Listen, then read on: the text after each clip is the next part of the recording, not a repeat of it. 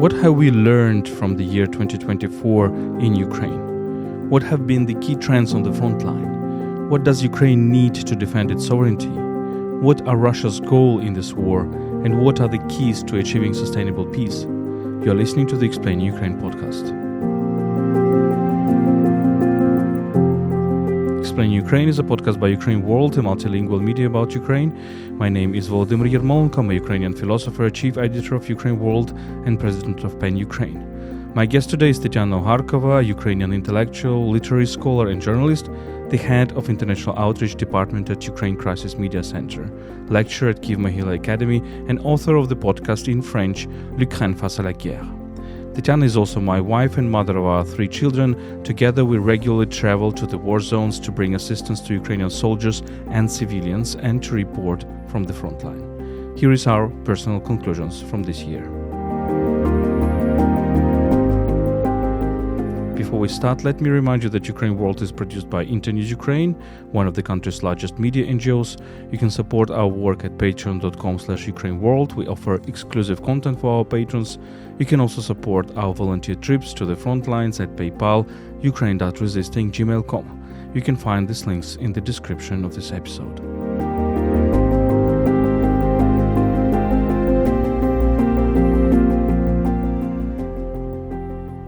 Tetyana, so let's indeed reflect upon this year. The year has been, of course, difficult for us, and the war continues. So Russians are advancing, although probably not that much that they would like to be advancing, and they shell Ukrainian cities, including our city of Kyiv and its suburbs, every night, every day. What are your personal conclusions from this year?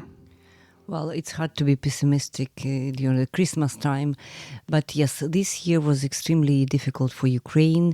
We have this habit to talk about each year have been the most difficult year during this war, but now indeed we already entered this phase of the war when this war seems to be endless. So there is no direct military solution for what's going on the front lines. As you mentioned, we traveled a lot to the front lines. We speak to Ukrainian soldiers, officers. We see now our own eyes what's going on the front lines. And unfortunately, there is no secret for nobody now that Ukrainian army has some problems to face Russian attacks in the east and also in the south. Today we are speaking about, for example, Russians trying to cross Dnipro river in Kherson region. We are talking about this town called Pokrovsk. We are talking a lot about Kurakhova. By the way, we've been there with you, close some 50 kilometers from Kurakhova. Russians invented a bunch of methods how to advance, even if they don't use tanks or heavy artillery. They are using infantry, but they are still taking more and more territories, even if the rhythm of the advance is not spectacular a lot. So let's also bring some context to our audience. If we speak about the pure results of this year 2024, we would say that only 2 towns were taken by Russians. It's Avdiivka and it's Vuhledar. And we have this experience of being present in a village called Malý Komar, right? In this specific place where Ukrainian counteroffensive took place back in summer 2023. And now, unfortunately, this village is already occupied. But it is 10 kilometers from the previous front line. So Russians advanced some 10 kilometers, maybe 15 kilometers in each position. So it makes a lot, in fact. It makes a lot in terms of surface, but it's not a lot in every particular moment. The problem is that Ukrainian troops seem not to have a solution to how to stop Russians. So in speaking about dynamics of this war, Russians are still attacking, and Ukrainians still try to find a way to defend and to stop this advance. And the solution is not found. We are pretty far from that. And that's why there's this context of anxiety in the Ukrainian society and even military as well.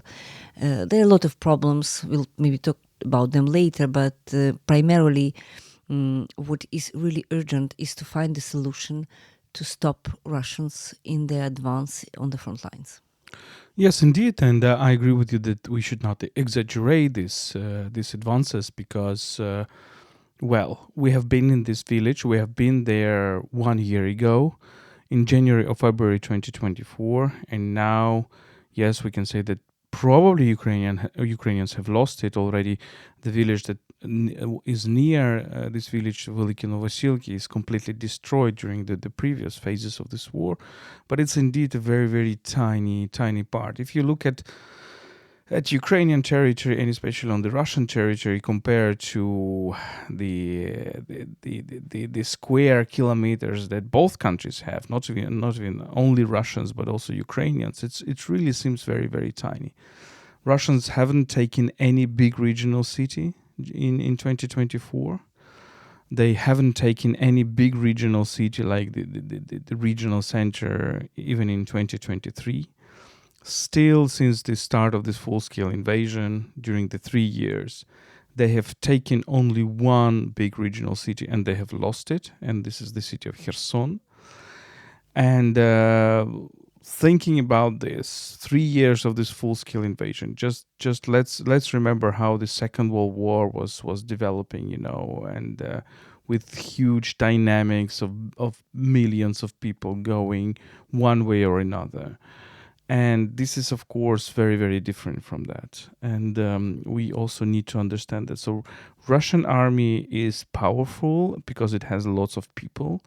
And Russian economy is really militarized, and it's producing lots of things for the front line, but it's not invincible. It's obvious that it's not invincible.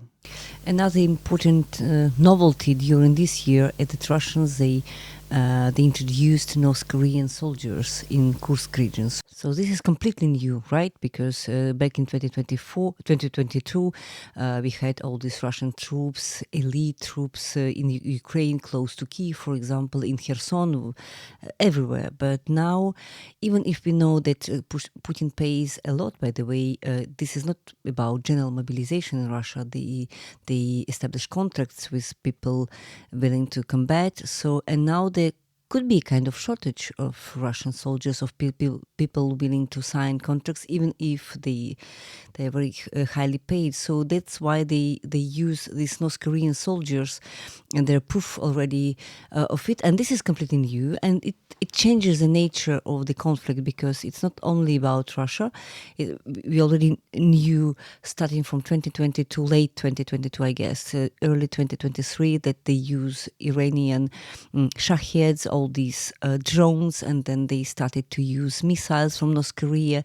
We do know that Russians use a lot their drones, and they use Chinese parts in these drones.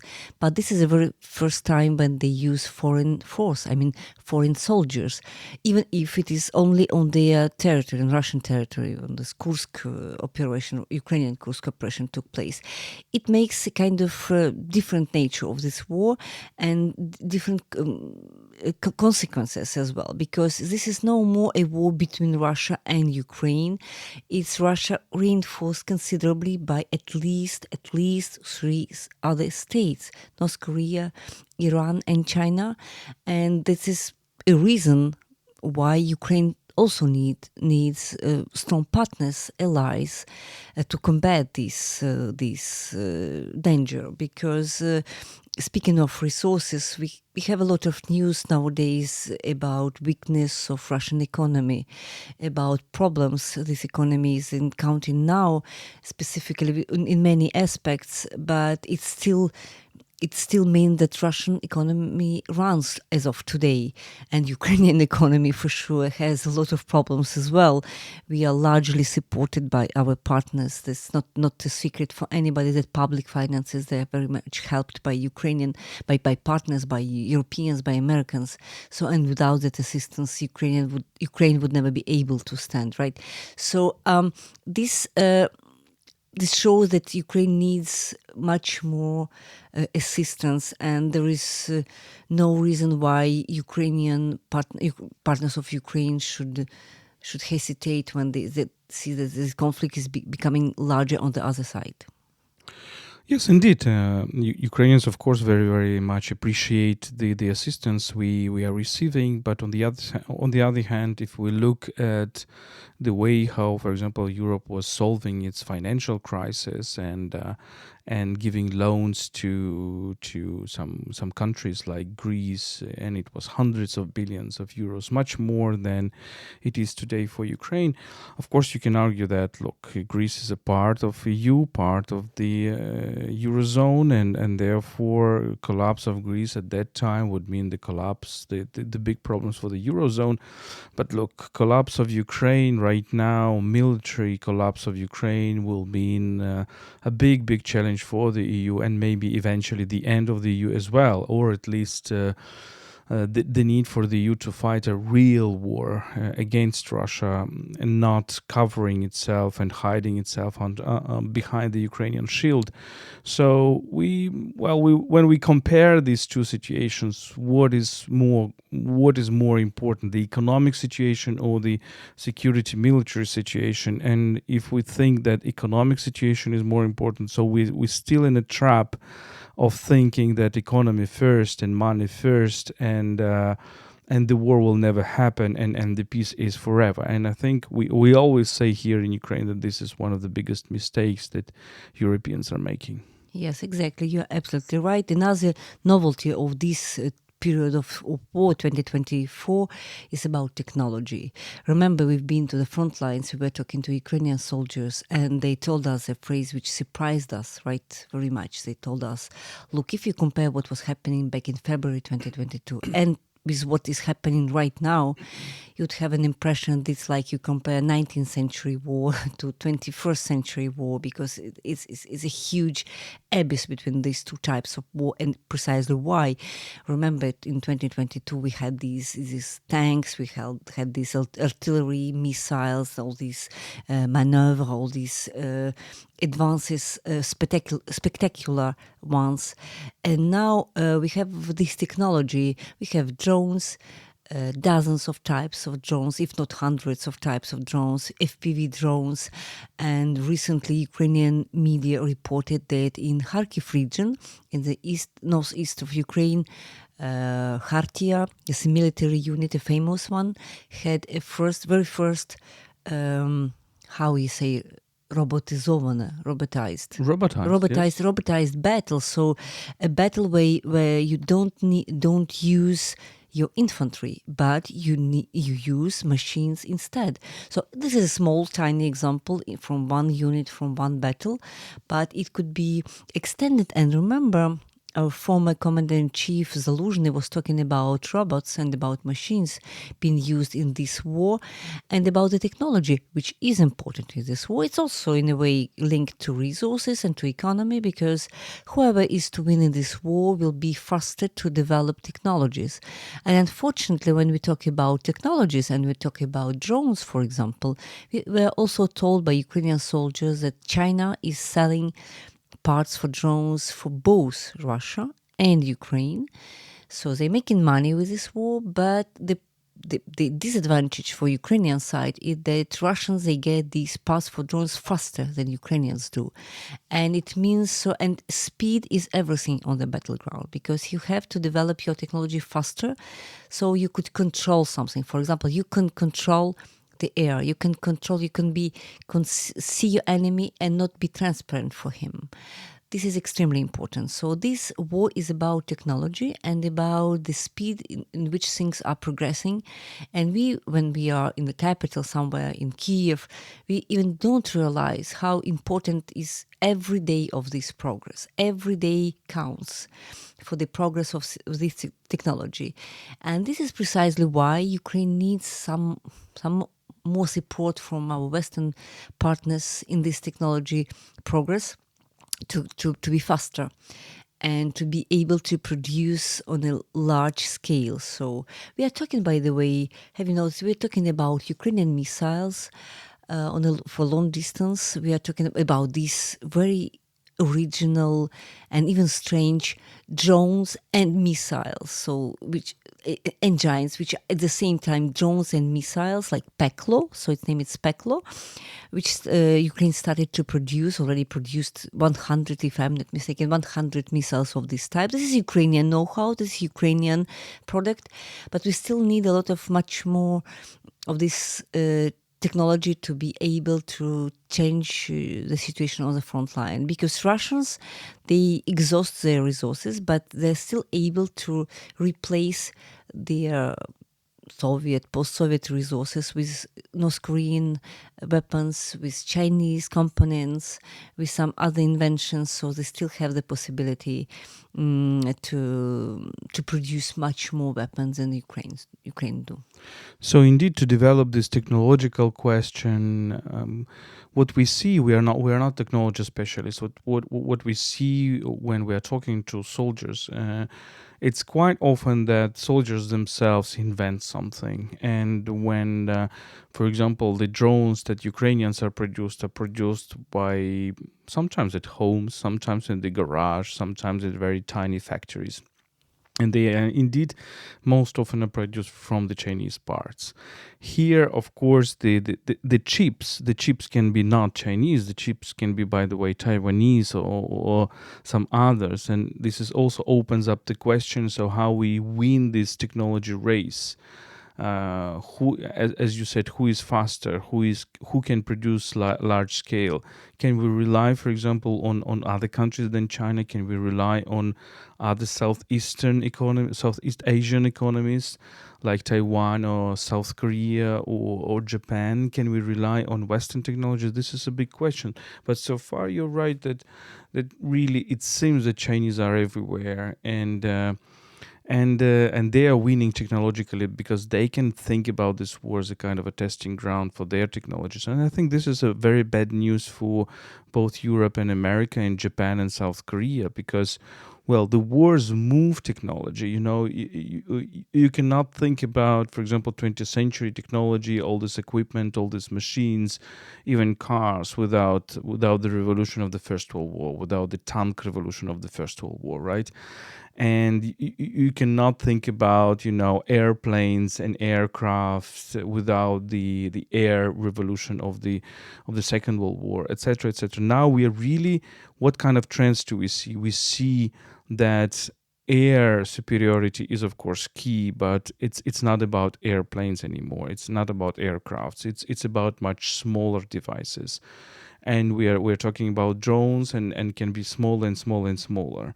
And we're probably moving to this episode of the Black Mirror TV series where we actually had something like drones, like very, very little drones, very, very small drones like bees. And the second thing is, of course, the artificial intelligence and the way how artificial intelligence can organize the battle. So the battlefields are extremely technological right now because they accumulate, and we have been to such places on the Ukrainian side. We have seen how the battle is actually organized and how lots of information you get from drones, you get from big data, you get from analysis, you get from listening to your enemy, etc., etc. And one thing, for example, we were told is that, look, yes, but still both sides are relying on such Chinese drones as DJI, the famous Chinese firm, which is everywhere in the world. And you probably, those who are listening to us, you probably have some DJI drone at your home, and you're just filming nature, you're filming weddings, or you're filming football matches, or I don't know what. Now it's an extremely powerful tool at the battlefield, but the problem is that Russians have much better access to DJI technologies than, for example, Ukraine. That's extremely interesting. Let's talk a little bit about everyday life, how it has changed during this year. So we are in December 2024. So this is a sort of winter, living in this full-scale invasion. So let's talk how it looks like, and let's talk about, for example, blackouts. Remember, in 2022, we had pretty frequent blackouts during this period because Russians targeted our electricity objects, and there were blackouts for many hours. I remember the longest one here, the apartment we are talking from lasted for 36 hours, right?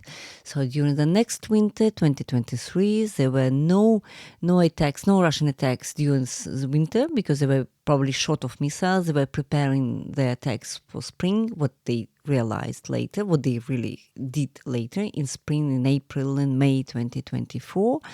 And now this is another reality, because Russian, they do try to destroy they already destroyed a huge part of Ukrainian electricity network, specifically the generation of this electricity. So this is different from 2022, but at the same time, they are enabled to create these longer blackouts, because actually we are talking in the period where we do not have blackouts for 1 week at least already. So before we had blackouts for a couple of hours during a day. You mean electricity cuts, not the real blackouts? No, blackouts, I mean electricity cuts. Blackouts, it never happened. The real one never happened in Ukraine, even in 2022. We were close to that in 2022.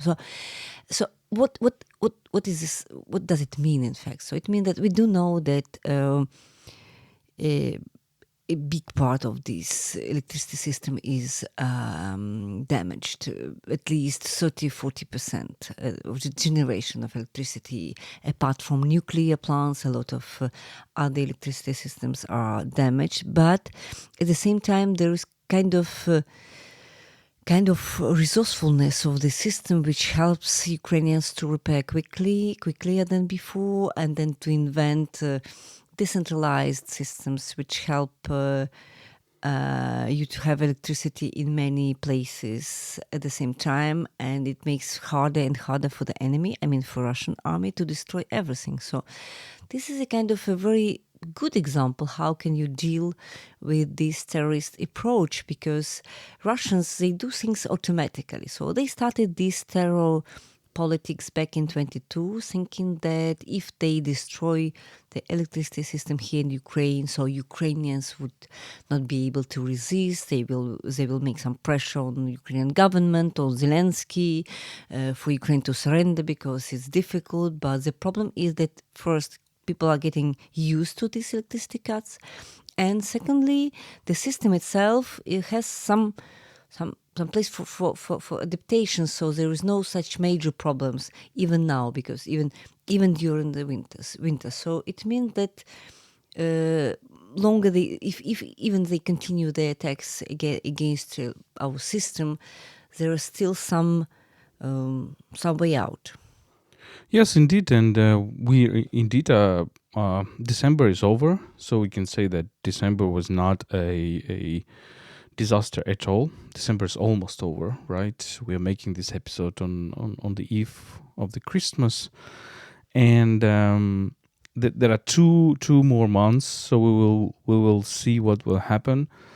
But so far, we don't have the kind of a realization of those very black scenarios that we had, even including from our government, I myself talked to energy minister, and when he was meeting the civil society representatives, he was not saying like, okay, I expect this and this. So the major things he was saying that we don't know.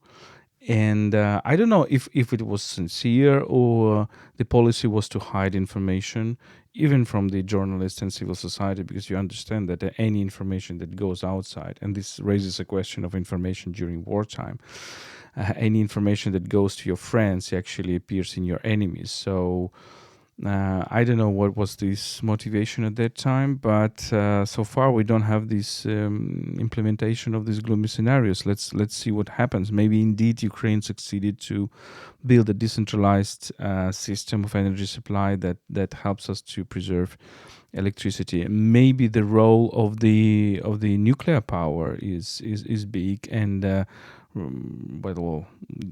Ukrainian nuclear power stations account for at least half of electricity generation. and Russians are so far not that crazy to strike on the nuclear power stations. Yeah, exactly. I don't think there will any kind of increase in nuclear power because it's simply impossible. They speak about the possibility to create new nuclear power stations later on, but there's a big debate if Ukraine really needs them. Another important issue: how do society feel about this? I've noticed, for example, during this last year that. What changed? So our attitude towards air alerts, for example. Remember, in 2022 and 2023, when there would be a sirens or air alerts, people would react in a way or another. At least a lot of shops closed in the beginning, right? At least Nova Poshta closed in the beginning. Banks closed. I guess only banks now close if there is an air alert, because even Nova Poshta. Well, it depends. McDonald's is closing. McDonald's is still closing. Yes, okay, yes. But 90%. I'm pretty sure 90% of shops. The big retail shops do not close usually. But it's smaller. Kyiv. It's Kyiv. Let's talk about what we know. But in Kharkiv, so what people relate that then when you arrive to Nova Poshta and you see it closed, it's a very moment when you realize that there is an air alert, because otherwise you would not notice it, because if it happens all the time, so when we travel to Sumy region, for example, you have air alerts all the time, almost all the time. I don't know, 20 hours. It's northern Ukraine, close to the Russian border. Eastern Ukraine, it's 20, 30 kilometers to Russian border. The same situation in Kharkiv. So, and when it's off all the time, you just cannot stop and don't live your life and to be in the bomb shelter. This is simply impossible. So people they just don't pay attention to that. But it depends. It depends because, for example, I recently met our friends in one of the underground metro stations. It's 6 a.m. And the station was full of people who went there precisely during air alert, because it is closer to places that are usually hit. Yeah. There are some places in Kyiv, we will not disclose them, but which are usually hit by the Russian missiles. So it depends where you live. It depends whether you have a big bomb shelter near you. The most obvious one is the metro station, which is a deep metro station. Well, if we were living near the deep metro station, we would probably go there, right? Because, well, let's be honest. In our neighborhood, you won't find this very well equipped underground bomb shelters. Yeah, but still we have some in our very building. But let's see how schools react. So schools, they are obliged to react to these air alerts, and they still do. So teachers and instructors, they have 8 minutes, if I'm not mistaken, to get kids in the bomb shelter. Not 9 minutes, but 8 minutes. But at the same time, look what happens with our, for example, art school. So they started having classes during the air alerts. So normally they are obliged to stop, to interrupt. But look what's happening during dancing classes of our kids, or during even music classes this year. They just don't interrupt it, because it's just watch what is happening. So if it is about drones, it's probably not serious. Or if it is about, I don't know, this kind of alert where this is just risks of ballistic missiles, it means that a fighter jet is somewhere in the air, somewhere in Russia, so it's not that serious. So people are trying to... So what I try to say, that the voice has become a part of our lives, a part of people's lives, and it's even not so much about this time of resistance, and when you, for example, you are afraid but you are overcome your fears and you stand. This is like this is a part of yourself, and I think you would agree if I say that if there are some nights without alerts, it's getting strange. It's getting strange, and it's kind of anxiety. Why they don't Russians bomb are preparing something big. They're accumulating their forces, and they will launch 100 missiles tomorrow. So, and let's also say that these air alerts has become a daily business, right? So there is no single night, almost no single night, without this air alert, which starts around 10 p.m. and which lasts sometimes until the morning, so 6 in the morning, 7 in the morning, sometimes 10 in the morning, so by interrupting school and all this stuff, and on the whole territory. So Russians are still trying to use these drones, to use these missiles, and apparently they have a lot of drones, because we speak about hundreds of drones used every single night. So it means they have a lot of this resource, and they try to intimidate, to terrorize Ukraine, but it simply doesn't work because people they don't react. Yes, unfortunately, some people were killed today. Like, for example, today there was at least one person killed by missile in Kryvyi Rih, at least 1 dozen of wounded, and at least one residential building demolished in Kryvyi Rih today. And it happens every day. 2 days before, there was a major minor fire in one of the buildings in our district, in Brovary, right? So it happens every day. It could be closer or far away from you, but it happens every day. But at the same time, Ukrainians, I would not say that we consider that normal, but we get used to it. So you can live during the war as if it would be normal. Yes, a kind of a continuation of a normal life with all the ifs and whens and everything like that. So what else? Mobilization, maybe. What else? No. Let's talk about the future. Let's talk about the way out, the discussion about the ways out of this war, because, well, this is a very important topic. And Trump is going to be inaugurated. We don't see the kind of the exact plan on how to solve this conflict.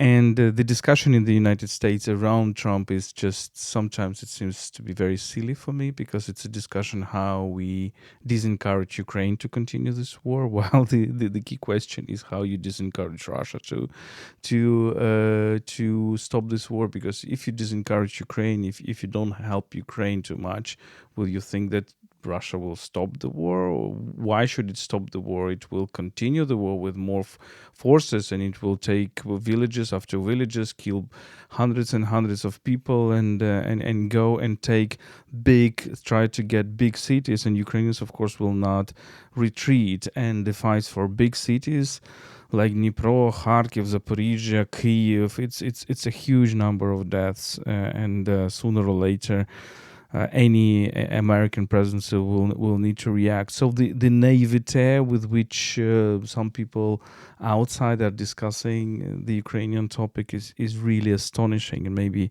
it should not really surprise us. But what do I think?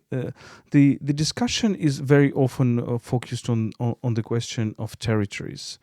The war is still perceived as the war for territories. So.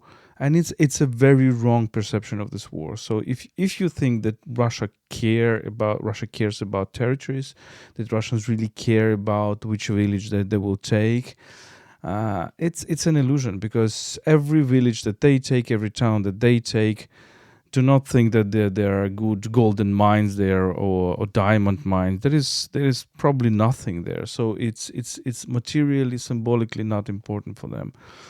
And the danger may be that, Ukraine is saying openly right now that it cannot, at this moment, retake these territories militarily. So it probably will hope to get them back diplomatically.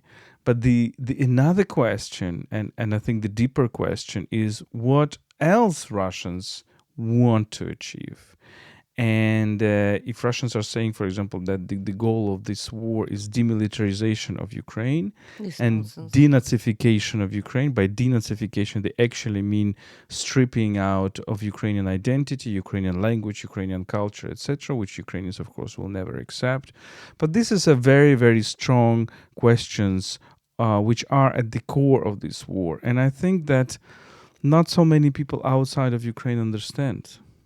Yes, indeed. So geopolitically, situation seems to be quite confusing. So after the election and the victory of Donald Trump, we still don't know the plan, and nobody knows the plan. And maybe Donald Trump doesn't know the plan, the exact plan. There are a lot of talks in every direction. What exactly will Donald Trump do?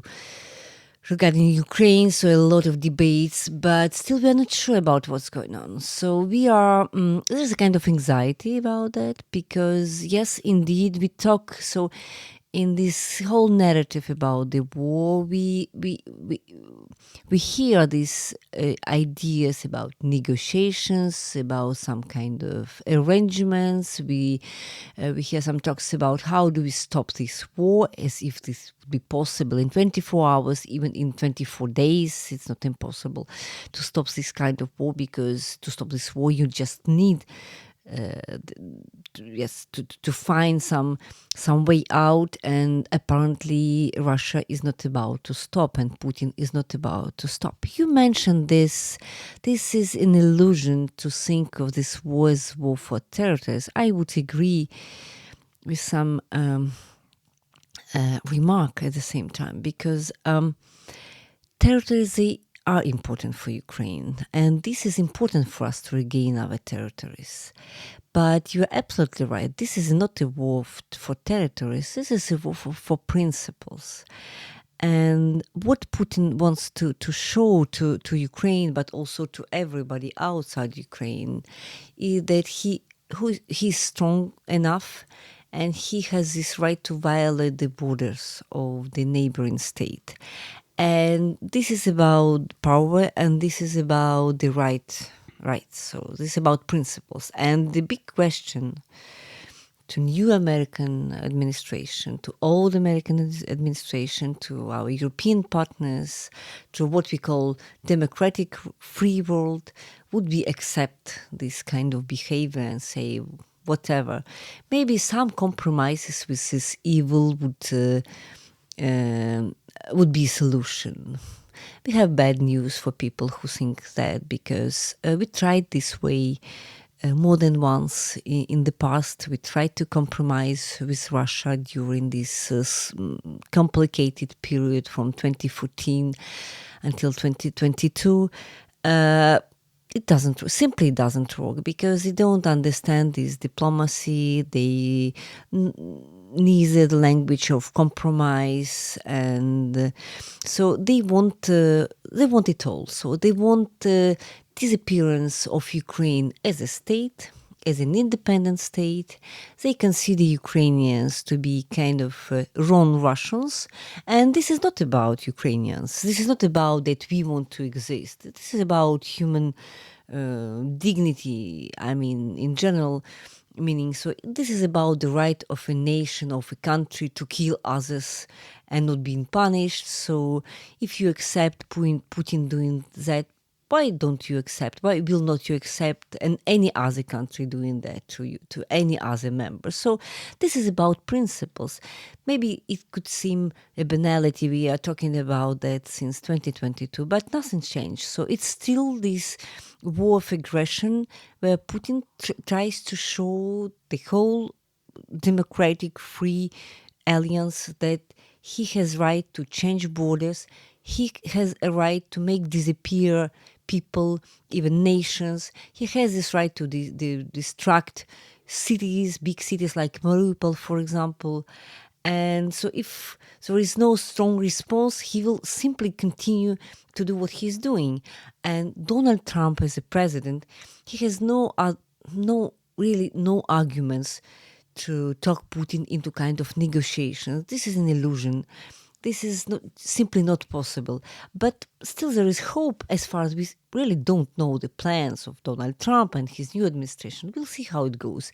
And every new beginning brings us a chance for a situation to be changed. And we cannot exclude that with Donald Trump being president of the United States, things could change for the best for Ukraine. I think it's also important. Yeah, America is important, but it's also important the role of Europe. And when I'm saying Europe, I'm not saying the European Union only. I'm saying that in Europe we need kind of a coalition of the countries who will be more decisive to respond to this Russian invasion. There are talks, we see that in the press. There are negotiations of deployment of peacekeepers, European peacekeepers in Ukraine. That can be one of the solutions, because Russians will be afraid of continuing the aggression if you have the troops of the NATO member states. We see at the same time how the war is actually approaching to the very far remote countries. It seems to be. We see that, for example, the oil trade, the collapse, the disaster, recent environmental disaster of Russian oil tankers in the Azov Sea. Well, it's a sign to everybody, because if you have these the situations, for example, in the Baltic Sea, if you have the situations near the coast of Denmark or near the coast of Sweden, what will happen? And the key oil trade is actually going in this region. And one of the scenarios, for example, is that our Ukrainian partners start really going after this system of Russian oil trade, which is going primarily through the ships. There are several hundred. I think some people count 700, 800, maybe 1,000 of these tankers. Many of them are very, very old, and therefore they sink in the sea. They produce a lot of environmental damage. But it's really important to go after them. We see that Russian economy is weak indeed, and we see that interest rates are increased, and that means that the cost of money, the price of money is huge. So Russia really lacks money because it pours all the money it has into the war economy. We see that autocratic regimes are fragile, and we see that on the example of Assad, the fall of the Assad regime. And we see from the Russian history that however strong they might seem, the regimes, they collapse very, very quickly. That this happened in 1917, this happened in 1991. So we should not have the illusion that, well, Russia is so strong. It is a system which is based upon fear, and if you remove at one point, when not you remove, but history removes one of this key element, everything collapses. It's not like in democracies when you have plural number of factors that put society together. Yeah, so we really need to think about these factors, and I think we also, our partners need to think how they can use the economic strength, which is much bigger economic strength of Europe, United States, Japan, South Korea, Taiwan combined, even against the Russian-Chinese pact. I'm not sure that China is so much willing to get involved into this war. So, and Russian economy is really weak. So, developing these military technologies, helping the Ukraine to win this technological race, helping Ukraine to produce armaments by itself with the help of the partners' finances. These things are very important. Yeah, maybe the last thing, you're absolutely right to mention Syria in this context. So this regime disappeared just in a matter of several days, and it lasted for more than 15 years, right? So this is something which could happen to Russia, and Bashar al-Assad is in Moscow, and if I'm not mistaken, his wife is divorcing him, and she moves to London because she doesn't want to live in Russia, in Moscow. That's clear enough. So let's put it clear. This is the first year we are talking about weakness of Russia in economic context, and also in terms of military resources, both in terms of people. That's why they use North Korean, because they have problems to mobilize their own people, and in terms of tanks and other weapons. Open resources, they're talking about the probabilities that Russia would probably run out of its post-Soviet or Soviet heritage of these weapons in a year, maybe in a year and a half, but we already see the consequences. So this year, 2024, is also a year when we firstly talk about this weakness of Russia. And this is important to understand that Russia is not a state, nuclear state, big state, where everything is possible and where resources are limitless. There are some limits, even to to Russian resources. And maybe this is just the beginning of the end. So let us be patient, let us stay strong, and let's have hope for the future, because as Syrian example shows us, everything is possible, and history is moving on. I will end only by two aphorisms, which the one I invented very, very long time ago, I think in 2014. Another one is just came into my head just now. The first aphorism is the fear of provoking Russia provokes Russia. So we always need to remember that. And the second aphorism is that if you show yourself weak, the Russia will appear stronger than it is. And if you show yourself strong, the Russia will appear weaker than it seems. Just look at the way how Russia proceeds with Ukrainian territories since 2014. They're actually saying we own more territories they de facto control. And if you cede some territories right now, they will say we actually own more. We want Odessa, we want Dnipro, we want some other Ukrainian cities. But if you show strength to this regime, it's quite probable that it will collapse very, very quickly, because it does have, some problematic, very, very, very important problematic points. And as we are finishing our podcast, we have the air raid siren. As promised, always at this time, we are approaching midnight in Ukraine. Always in this time, we have this air raid siren, and Russians are starting shooting missiles and drones against us, but we are not afraid. This was a podcast explaining Ukraine by UkraineWorld, a multilingual media about Ukraine. My name is Volodymyr Yermolenko. I'm chief editor of UkraineWorld and president of PEN Ukraine. My guest was Tetyana Ogarkova, who is Ukrainian intellectual and journalist and the head of international outreach department at Ukraine Crisis Media Center. You can support us at patreon.com/UkraineWorld. We offer exclusive content for our patrons. You can also support our very regular trips to the war zones. We will make another trip the day after yesterday to Kharkiv Oblast. We try to help our civilians and to help our soldiers. You can support us at PayPal, ukraine.resisting@gmail.com. Stay with us and stand with Ukraine.